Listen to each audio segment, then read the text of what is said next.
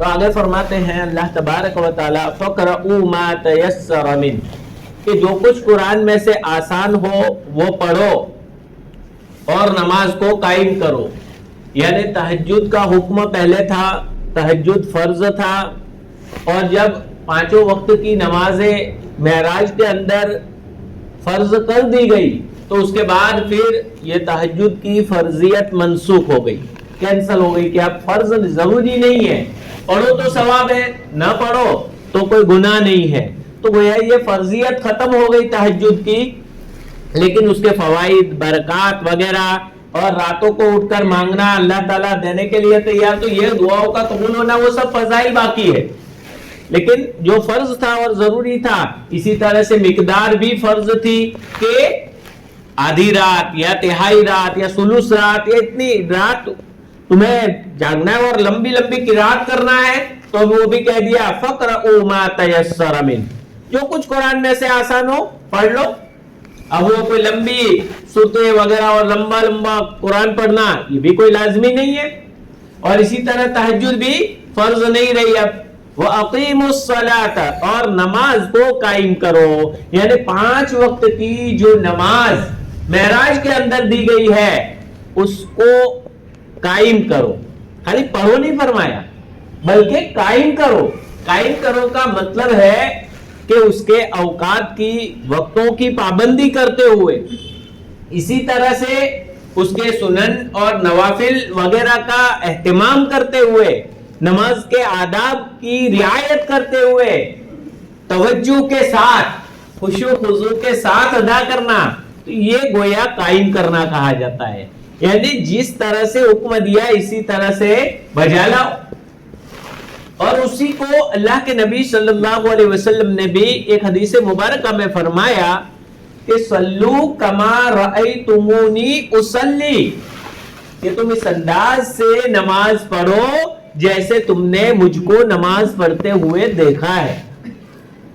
یعنی صحابہ کرام نے حضور اکرم صلی اللہ علیہ وسلم کو جس انداز سے نماز پڑھتے ہوئے دیکھا، اور نماز کی بھی ایک ابتدا تھی اور ایک انتہا ہے، تو انتہا والی نماز پڑھنا ہے.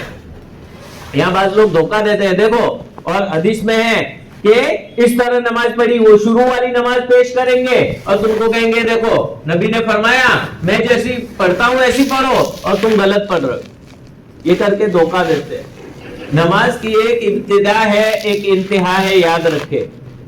جیسے مسجد بن رہی ہو اس وقت کے احکامات الگ، سب جوتے پہن کر اندر چلیں گے کاریگر بھی، اور یہ سب مزدور آئیں گے اور اس حالت میں.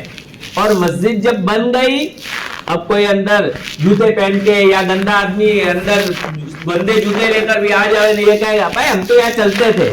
جو چلتے تھے وہ وقت الگ تھا، اب مسجد بن گئی. تو نماز میں ابتدا جب نماز تھی تو اندر باتیں کرنے کی بھی اجازت تھی. حدیث میں صحابہ فرماتے ہم باتیں کرتے تھے. ایک صحابی تو کہتے ہیں کہ باتیں کرنے اور باتیں کرنے کا حکم جب کینسل ہوا، ہم سلام کرتے تھے نماز میں، تو صحابی آئے، ان کو پتہ نہیں چلا تھا کہ اب حکم کینسل ہو گیا، منع ہو گیا. نماز میں بات کرنے سے ممانعت آ گئی، منع فرما دیا اللہ کے نبی صلی اللہ علیہ وسلم نے. معلوم نہیں تھا تو کہا السلام علیکم. سب گھورنے لگے، یوں ترچھی نظروں سے دیکھنے لگے، یوں کیا دیکھ رہے یہ سب یوں. لیکن صحابہ کیونکہ حکم منائی کا بعد میں بتلایا گیا کہ بھائی اللہ کے رسول صلی اللہ علیہ وسلم نے بلایا. وہ صحابی کہتے ہیں کہ مجھے نہ مارا نہ ڈانٹا، کچھ نہیں کہا، بلکہ کہا کہ ہماری یہ نماز یہ لوگوں کے کلام کا کوئی اہتمام نہیں رکھتی ہے، اس میں تو اللہ کا ذکر اور قرآن پڑھنا ہے بس، وہاں اللہ تعالیٰ سے لگانا ہے، دوسری طرف متوجہ نہیں ہونا ہے. تو یہ بعد کی نماز اب کوئی کہے اس روایت کو لے کر، اس لیے ڈائریکٹ سے جو حدیثوں کو سمجھنے جاتے ہیں، ڈائریکٹ سے جو بغیر علماء کے خود قرآن سمجھنے ترجمہ لے کے بیٹھ جاتے ہیں اور سمجھنا شروع کر دیتے ہیں، اور خود کہتے ہیں بخاری شریف کا ترجمہ ہے لے کے حدیث سے لے کے بیٹھ جاتے ہیں. یہی لوگ پھٹکتے ہیں. پھر دیکھو نماز میں تو بات کر سکتے ہیں، نماز میں یہ کر، بھائی وہ پہلے کا معاملہ. تو یہ ابتدا ہوتی ہے، ایک انتہا ہوتی ہے. تو یہ آخر والی نماز جو ائمہ کرام نے صحابہ تابعین طب تابعین ان کے ذریعے منقول ہو کر جو ائمہ کرام نے جن کی نظر ساری قرآن کریم کی آیات پر احادیث مبارکہ پر انہوں نے اس کا نچوڑ جو پیش کیا اس انداز سے نماز کو پڑھنے کا ہمیں حکم دیا گیا ہے.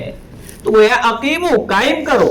دیکھیے نماز کو قائم کرنے کے لیے نماز پر 3 طرح کی محنت کرنی پڑتی ہے. ایک تو ظاہری ہماری ہیئت کہ جب نماز پڑھے تو کس طرح کھڑے ہو, ہمارے پاؤں کس طرح ہونے چاہیے, چوڑے پاؤں کر کے جیسے وہ میدانوں میں کھڑے, یہاں مقابلہ کرنے نہیں آئے ہیں اللہ تبارک و تعالیٰ سے, یہاں تو ادب کے ساتھ کھڑے ہونا ہے. پاؤں کے اندر 4 انگل کا فاصلہ ہے, بالکل ملے ہوئے بھی نہ ہو, بالکل چوڑے بھی نہ ہو, درمیانی. کوئی اگر بدن سے بھاری ہے تو تھوڑا کچھ زیادہ فاصلہ ہو تو الگ بات ہے کہ گر نہ جائے, وہ الگ بات ہے.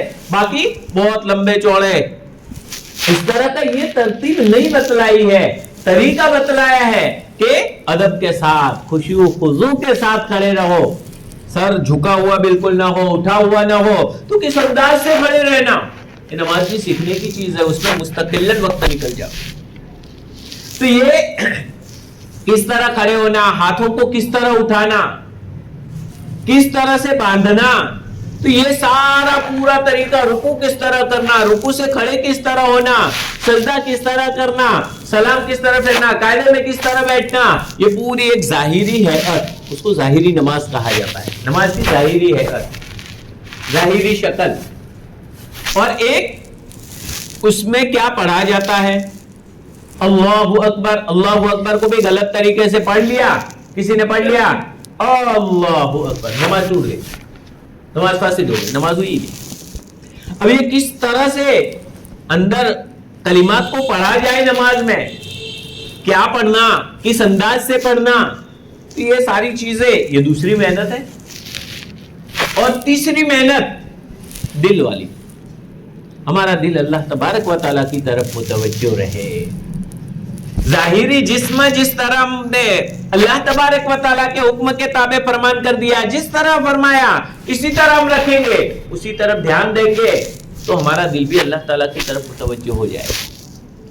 نہ ہمارے پاؤں کا ٹھکانہ, نہ ہاتھوں کا ٹھکانہ, نہ بس ایسے ہی پڑھتے جا رہے, پھر ہمارا دھیان نماز میں کہاں سے رہے گا, دماغ بھی اپنا کام الگ الگ کرتا رہے گا.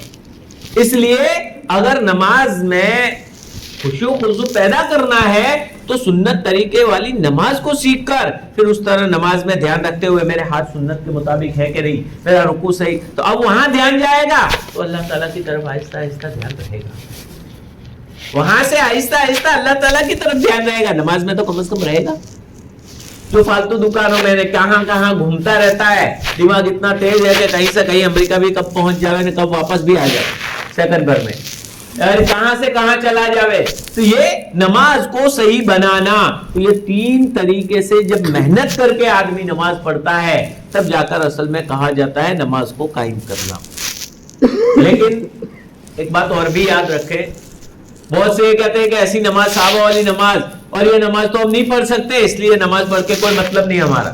یہ بھی غلط ہے. یاد رکھے جب کوئی آدمی سائیکل سیکھتا ہے, گاڑی سیکھتا ہے, تو چلتا ہے, گرتا ہے, پڑھتا ہے, پھر چلاتا ہے, پھر چلاتا ہے, آہستہ آہستہ چلانا سیکھ جاتا ہے. تو اس طرح پڑھتے رہیں گے. ارے خدا تو نقطہ نواز ہے. اگر ایک سجدہ بھی دل سے سنت کے مطابق ہو گیا اور پسند آ گیا خدا کو, ہماری نجات کے لیے کافی ہو جائے.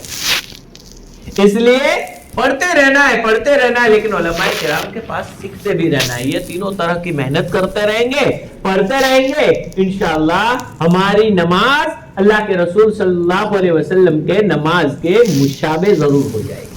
میں نہیں کہتا ان کے جیسی ان کے نزدیک نماز ہماری کہاں ہوئے, لیکن شکل و صورت تو ایسی ہو جائے گی. کہا جائے گا کم از کم یہ تو کہہ سکتے ہیں جیسے شاعر نے کہا ہے, تیرے محبوب کی یا رب شباہت لے کے آیا ہوں, تیرے محبوب کی یا رب شباہت لے کے آیا ہوں, حقیقت اس کو تو کر دے میں صورت لے کے آیا ہوں. میں ظاہری صورت لے کے آیا ہوں, حقیقت تو بنا دے, خدا تو ہی بنا دے. اللہ تعالیٰ سے اس طرح مانگتے رہیں گے, انشاءاللہ ہماری نماز میں جان آ جائے گی. تو اقیم الصلاۃ, اس سے 5 وقت کی نمازوں کو پابندی کے ساتھ ادا کرنا یہ ہے. وآتوا الزکاۃ, اور زکات کو ادا کرو. اب یہاں پر زکات کو ادا کرنے کا حکم دیا گیا ہے.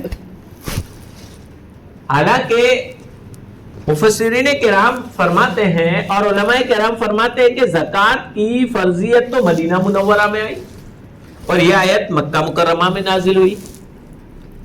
تو اختلاف ہو گیا, بعضوں نے کہا کہ بھائی مکہ میں زکات فرض ہوئی یا مدینہ میں. علماء کرام نے دونوں کی توضیح ذکر کی ہے کہ اصل زکات تو فرض ہو گئی تھی مکہ المکرمہ میں. مکہ مکرمہ میں ہی زکات کی فرضیت کا حکم آ گیا تھا, لیکن کتنا نصاب ہونا چاہیے, کس انداز سے گننا ہے, کس انداز سے, وہ تفصیلی احکامات وہ سارے مدینہ منورہ آنے کے بعد, ہجرت کے بعد یہ سارے احکامات آئے. لہذا احکامات آئے اور عمل بعد میں شروع ہوا, اس لیے بعضوں نے کہا کہ ہاں بھائی وہاں اس وقت فرض ہوئی اور ابھی نصاب وغیرہ یہ نہیں آیا تھا, بلکہ نکالو بس کچھ, تو اس طرح سے نکالتے تھے. تو یہ زکات, اصل زکات کی فرضیت تو مکہ میں آ چکی تھی, لیکن اس کے تفصیلی احکامات وغیرہ وہ مدینہ منورہ میں نازل ہوئے. اس لیے یہ آیت بھی اپنی جگہ پر درست ہے اور اس کا حکم بھی کہ مکہ مکرمہ میں زکات کا حکم آ گیا تھا تو حکم آ گیا تھا, اور تفصیلی احکامات مدینہ منورہ میں نازل ہوئے. وَآتُوا الزَّكَاةَ وَأَقْرِضُوا اللَّهَ قَرْضًا حَسَنًا, اور اللہ تبارک و تعالیٰ کو بہترین قرض ادا کرو. اب یہ اللہ تبارک و تعالیٰ کو بہترین قرض ادا کرو, اس سے کیا مراد ہے؟ گویا اس سے اس بات کی طرف اشارہ ہے کہ خالی زکات تو فرض ہے, وہ تو کرنا ہی کرنا ہے, لیکن اس کے علاوہ بھی تمہارے مال کے اندر دوسرے بھی حصے ہیں, حقوق ہیں, جیسے اپنی اولاد کا حق, اپنے والدین کا حق, اپنی بیوی کا حق, اور اسی طرح سے نوافل صدقہ. بہت سے مفسرین کرام نے اس آیت کریمہ سے مراد نفل صدقات لیے, جیسے مسجد میں کچھ رقم دی, مدارس میں کچھ رقم دی, اللہ کے راستے میں کچھ خرچ کیا, مہمانوں کی مہمان نوازی کی اور ان کو کھلایا. مہمان بوجھ سمجھتے بعض لوگ, حالانکہ مہمانوں کو کھلانا یہ بھی اس آیت کریمہ کے تحت داخل لکھا ہے کہ یہ بھی اللہ تعالیٰ کو ہم قرض دیں گے, اللہ تعالیٰ اس کا بھی بدلہ ہمیں دیں گے. کیا چاہت ہے خدا کی, ہم اپنے مہمانوں کو سنبھالیں, نیت صحیح ہونی چاہیے. بس علماء کرام کو ہم نے ان کے ساتھ حسن سلوک کیا, ائمہ کرام کے ساتھ حسن سلوک کیا. یہ سب اس آیت کے تحت مفسرین کرام نے ذکر فرمایا ہے کہ یہ اس کے تحت اقرضوا اللہ قرضا حسنا, اللہ تبارک و تعالیٰ کو بہترین قرضہ ادا کرو. اب دیکھیے یہاں پر قرض سے تعبیر کیا, حالانکہ اللہ تبارک و تعالیٰ کوئی محتاج تو نہیں ہے, ضرورت نہیں ہے اس کو, وہ تو سارے مالداروں کا بھی مالدار غنی ہے. لیکن قرض, تو قرض کے لفظ میں یہ حکمت ذکر کی ہے علماء کرام نے, مفسرین کرام نے, کہ جیسے قرض لیا جاتا ہے تو واپس ضرور دیا جاتا ہے, تو اسی طرح اللہ تبارک و تعالیٰ کو کے یہ جو راستے ہیں ان میں دیا ہوا وہ بھی تمہارا ضائع نہیں ہوگا, تم کو ضرور واپس ملے گا. اور دوسری آیت کریمہ میں ہے فَيُضَاعِفَهُ لَهُ, کہ اس کو تمہارے لیے دو چند کر دے, بڑھا چڑھا کر, بہت زیادہ بدلہ ملے گا. دیا چاہے کم, لیکن اللہ کے راستے میں خرچ کیا ہے. ایک آیت کریمہ میں ہر عمل کا بدلہ 10 گنا ہے, لیکن خرچ کرنے کا اس کی مثال دی ہے کہ 700 گنا ملے گا. قرآن کی آیت سے ثابت ہوتا ہے. جو بھی خرچ کرتے ہیں تو وہ ایک بالی کی طرح کہ جس میں 100 دانے ہو اور ہر دانے 10 گنا تو 100, اور یہ 700 گنا پورا اس آیت کریمہ میں کہ 7 بالیاں ہوں, اور اس میں یہ سارا اس طرح 700 گنا قرآن کریم کی دوسری آیت سے ثابت ہوتا ہے, علماء کرام نے ذکر کیا ہے اور لکھا ہے. تو یہ اللہ تبارک و تعالیٰ کا فضل اور احسان ہے کہ تھوڑا سا اللہ تبارک و تعالیٰ اس سے قرض سے تعبیر کر کے بتلاتے ہیں کہ تمہارا وہ مال ہرگز ضائع نہیں ہوگا, بلکہ وہ اصل تم نے اپنی جگہ پر پہنچایا ہے.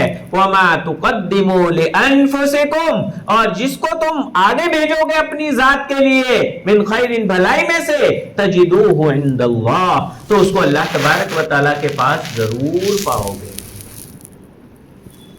انسان کہتا ہے میرا مال میرا مال. کون سا مال اس کا؟ جو اس نے کھا لیا ختم کر دیا یا اللہ کے راستے میں خرچ کیا وہ اس کا ہے, باقی تو وارثوں کا مال ہے. اسی لیے ایک مرتبہ اللہ کے نبی صلی اللہ علیہ وسلم نے فرمایا کہ انسان اپنے مال کے مقابلے میں اپنے وارثوں کے مال سے زیادہ محبت کرتا ہے. اللہ کے رسول صلی اللہ علیہ وسلم ایسا کون ہے؟ تو کہا ہاں. پھر اللہ کے رسول صلی اللہ علیہ وسلم نے اس کی وضاحت فرمائی اور فرمایا کہ انسان کا مال تو وہ ہے کہ اس نے کھا لیا ختم کر لیا, اور وہ ہے جو اس نے آگے بھیج دیا, قیامت کے دن کے لیے آگے بھیج دیا. باقی کا یہاں جو مال ہے اس سے محبت کر کر کے وہ رکھ رہا ہے, وہ مال تو کیا ہے ختم ہو جائے, وارثوں کا وہ تو چلا جائے گا اور اس کے بعد وارث اس کے حقدار ہو جائیں گے. تو گویا وارثوں کے مال سے ہر انسان محبت کرتا ہے. اب انسان اپنا جائزہ لے کہ کب موت آئے کوئی ٹھکانہ نہیں ہے. تو یہ کتنا بہترین انداز سے سمجھایا ہے کہ جو کچھ بھی تم خرچ کرو گے اپنے لیے, بھلائی میں سے مال میں سے اپنے لیے جو خرچ کرو گے, جو بھی عمل کرو گے تجدوہ عند اللہ تو اللہ تبارک و تعالیٰ کے پاس پاؤ گے. اور خالی پاؤ گے نہیں, ہوا خیرم وہ بہتر ہوگا جو تم نے خرچ کیا اس سے بہتر ہوگا. کیوں؟ غنی شخص کو, ارے غنی ذات کو تم نے قرض دیا ہے, اس خدا کو وحدہ لا شریک لہ کو تم نے قرض دیا ہے. وَأَعْظَمَ أَجْرًا اور اجر کے اعتبار سے بھی بڑا ہوا, بہتر بھی ہوگا اور بڑا ہوا بھی ہوگا, زیادہ بھی ہوگا اور بہتر بھی ہوگا. اچھے انداز سے بھی دیا جائے گا, اچھا بھی دیا جائے گا اور بڑا چڑھا کر بھی دیا جائے گا. وَاسْتَغْفِرُوا اللَّهَ اور اللہ تبارک و تعالیٰ سے استغفار کرو, معافی مانگو. بہت کمی ہے. آج کل جو حالات آ رہے ہیں یہ حالات بھی ہمارے اعمال کی وجہ سے ہی آ رہے ہیں. حضرت حسن بصری رحمت اللہ علیہ فرماتے ہیں کہ اعمالکم عمالکم, تمہارے اعمال یہی تمہارے عمال یعنی حکمران ہے. یعنی جیسے عمل تمہارے ہوں گے ویسا تم پر حکمران مسلط ہوگا. ظالم کا مسلط ہونا ہم پر یہ خود ہمارے اعمال کا نتیجہ ہے. لہذا اپنے اعمال اگر صحیح ہو جائیں گے, اور اعمال کو صحیح کرنے کے لیے جو گناہ کوتاہیاں ہوئے ہیں تو ان سے واستغفر اللہ اور اللہ تبارک و تعالیٰ سے استغفار کرو, معافی مانگو. اے اللہ معاف کر دے. اگر کسی کا قرضہ وغیرہ باقی ہے یا لے لیا اور بھول گئے, یاد کر کے اس کو جا کر واپس لوٹاؤ. اگر وراثت میں بہنوں کا حق مارا ہے, اگر کسی کا حق چھین لیا ہے, کسی کا حق دبا لیا ہے, جا کر اس کو حق واپس لے دو اور اس سے معافی مانگو اور اللہ تبارک و تعالیٰ سے معافی مانگو. ان اللہ غفور رحیم. ایسا خدا ہے, کیسی بڑی ذات ہے, فوراً معافی مانگنے کا حکم بھی دیا اور کہا کہ گھبراؤ مت, میں معاف کرنے والا ہوں. ان اللہ یقیناً اللہ تبارک و تعالی غفور بڑا بخشنے والا ہے, بڑا بخشنے والا ہے, اور رحیم اور سب پر رحم کرنے والا ہے. تو یہ ایسی رحیم ذات کے سامنے تم معافی مانگ رہے ہو, ضرور معافی مانگو, وہ رب تمہیں معاف کر دے گا. اللہ تبارک و تعالیٰ سے معافی مانگ کر اپنا معاملہ اپنے رب سے درست کروا لے. اللہ تبارک و تعالیٰ ہمیں عمل کی توفیق عنایت فرمائے اور سچی پکی توبہ و استغفار کرنے کی توفیق عنایت فرمائے اور حالات کو درست فرمائے.